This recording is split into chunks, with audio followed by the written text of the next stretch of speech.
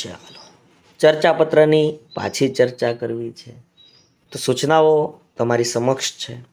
એક કલા પ્રેમી નાગરિક તરીકે તમે ઈચ્છો છો કે કલા સાહિત્ય જગતના જે સમાચારો છે એ સ્થાનિક વર્તમાનપત્રમાં વધુ માત્રામાં પ્રકાશિત થાય અને આ અંગેની દલીલ કરતું ચર્ચાપત્ર ઠ સ્થાનિક વર્તમાનપત્રના તંત્રીને સંબોધીને લખો. તો અહીંયા મેં બનાવ્યું ભાઈ કે કલા પ્રેમી પંખી નામ બનાવવાનું હોય, નામ લખવાનું હોય, પણ મેં થોડુંક યુનિક લખ્યું. રૂપનગરની નજીક કલાનગર કલાપુર. ભાઈ કીધું એ પ્રમાણે કે આ જે તમારી 5 થી 6 લાઈન છે ત્યાં તમારે વ્યવસ્થિત સરનામું બનાવવાનું. અને હું વારંવાર કહું છું, તમને કાંઈ ન આપ્યું હોય તો તમે કાલ્પનિક નામ સાથે સરનામું બનાવી શકો છો. તમને માર્ક મળશે, તમારો કોઈ ત્યાં માર્ક કાપશે નહીં. બરાબર? એટલે આરામથી તમે તમારું ચર્ચાપત્ર ત્યાં લખી શકશો. એટલે આવા કાલ્પનિક સરનામા વિચારતા થઈ જાઓ ભાઈ. અહીંયા તમને સમાચાર પત્રનું નામ આપ્યું એટલે આમાં આપણે કાલ્પનિક નહીં કરી શકીએ. પ્રતિ તંત્રીશ્રી ઠ સમાચાર પત્ર કલાનગર કલાપુર. બરાબર? તો આવી રીતના આપણે મસ્ત મજાના 2 સરનામા બનાવ્યા છે ભાઈ. કલા પ્રેમી પંખી કરીને મેં તો બનાવ્યું ભાઈ. તમે પણ આવું બનાવી શકો છો. વિષય આપણો કોમન છે ભાઈ, ચર્ચાપત્ર પ્રકાશિત કરવા બાબત. ચર્ચાપત્રને પ્રકાશિત કરવાની વાત છે. માનનીય સાહેબશ્રી અથવા સાહેબશ્રી અથવા સુજ્ઞશ્રી, તમે કોઈ પણ સંબોધન લખી શકો છો. મારા વહાલા સાહેબશ્રી આવું ન લખાય, એટલી તો બુદ્ધિ હાલે. અને તમે સેકન્ડરી હાયર સેકન્ડરીના શિક્ષક બનવાના છો એટલે આવું તમે ન લખી શકો, સ્વાભાવિક છે, હું પણ જાણું છું. જય ભારત. આપશ્રી દ્વારા ચલાવાતા સમાચાર પત્રના 25 વર્ષ પૂર્ણ થયા એ બદલ આપશ્રીને ખૂબ ખૂબ અભિનંદન. મારા દ્વારા કલા સાહિત્ય જગત અંગેના સમાચારો સ્થાનિક વર્તમાનપત્રમાં પ્રકાશિત થાય તે અંગેનું એક ચર્ચાપત્ર આ સાથે બીડેલ છે, જેને તમારે પ્રકાશિત કરવાનું છે. પ્રકાશિત કરશો જી, એમ કરીને અહીંયા આપણે એની વાત રજૂ કરી દીધી. લિખિતન કરીને કલા પ્રેમી પંખી બિડાણ ચર્ચાપત્ર. બરાબર? ચર્ચાપત્ર એમ કરીને તમારે લખવાનું. અહીંયા પણ એક નાનું એવું ટાઇટલ આપવાનું. જો અહીંયા ટાઇટલ છે ભાઈ કે સમાચાર પત્રો કલા સાહિત્યનો પ્રચાર અને પ્રસાર કરશે ખરા, કરે ખરા, એમ કરીને મેં પ્રશ્ન ચિહ્ન કીધું, કેમ કે વાદ વિવાદ કરવાનો છે, દલીલ કરવાની છે. એટલા માટે ભારત દેશ વર્ષોથી કલા સાહિત્યની વાતો સાથે જીવતો દેશ છે. ભારતમાં 64 પ્રકારની કલાનો ઊંડો ઇતિહાસ જોવા મળે છે, જે ભારતના ઇતિહાસને ઉજળો કરવાનું કામ કરે છે. સાહિત્યની વાત કરીએ તો પ્રાચીન ભારતથી લઈને આ આધુનિક ભારત સુધી ઘણા બધા સાહિત્યોની રચના થઈ છે. કલા અને સાહિત્યનો સંગમ મનુષ્યને જીવન જીવવાની રીત શીખવે છે. ભારત જેવા દેશમાં, એમાંય ગુજરાતમાં તો ભજન, લોકગીત, ચારણી સાહિત્ય અઢળક પ્રમાણમાં જોવા મળે છે, જે સમાજના લોકોને જાગૃત કરવાનું તથા નવા વિચારો લાવવાનું કામ કરે છે. પરંતુ હું છેલ્લા 20 દિવસથી નજર કરું છું તો તમારા સમાચાર પત્ર પર આ સમાચાર પત્રો મને કલા સાહિત્યના લેખો, આર્ટિકલ્સ બહુ એટલે બહુ નજીવા પ્રમાણમાં દેખાઈ રહ્યા છે.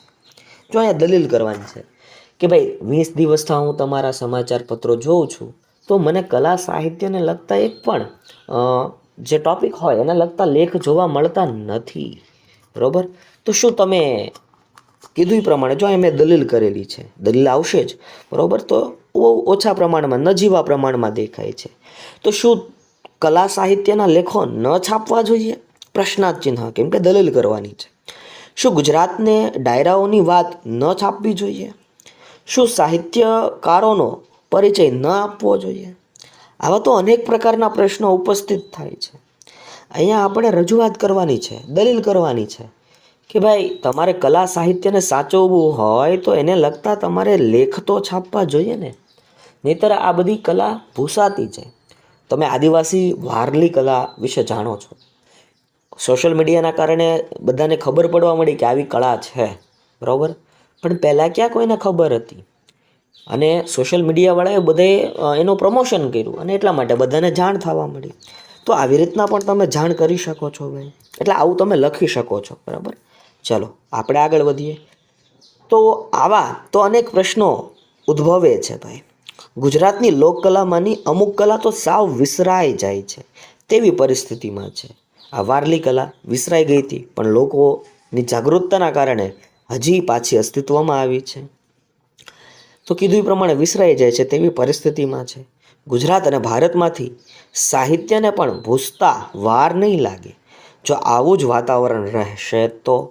બરાબર, જો તમે આવું નવું જ કરશો એટલે કે તમે આવી જ રીતે કે ભાઈ કલા અને સાહિત્યને સાઇડલાઇન કરશો તો બધું ભૂસાતું જશે અને વાર લાગશે.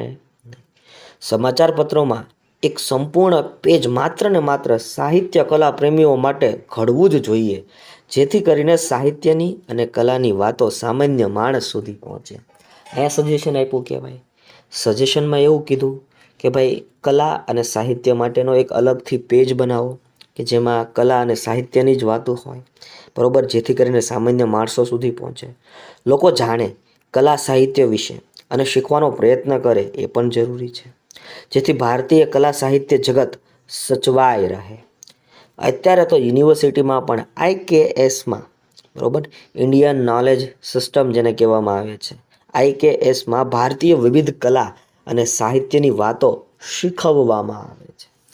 IKS ભાઈ બરાબર ઇન્ડિયન નોલેજ સિસ્ટમ ભારતીય જ્ઞાન પરંપરામાં ઘણી બધી કલાઓ શીખવાડવામાં આવે છે.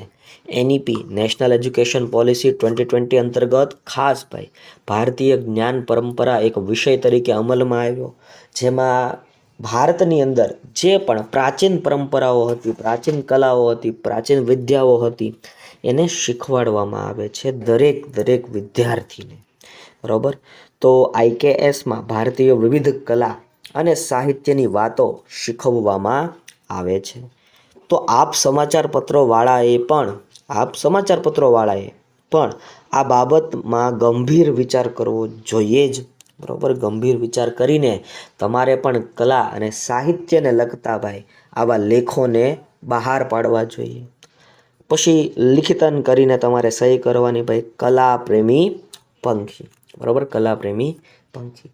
જો ચર્ચાપત્ર એવો વિષય છે ને ભાઈ બરાબર, તમને એ સમયે એ વિષયને લગતો કેવો વિચાર આવે છે, બરાબર એ લગતો વિચાર કેવો આવે છે અને તમે પ્રશ્ન વાંચ્યો હોય તો પ્રશ્નને વાંચ્યા બાદ તમને ખબર પડતી હોવી જોઈએ કે આમાં મારે હું લખવું અને હું ન લખવું.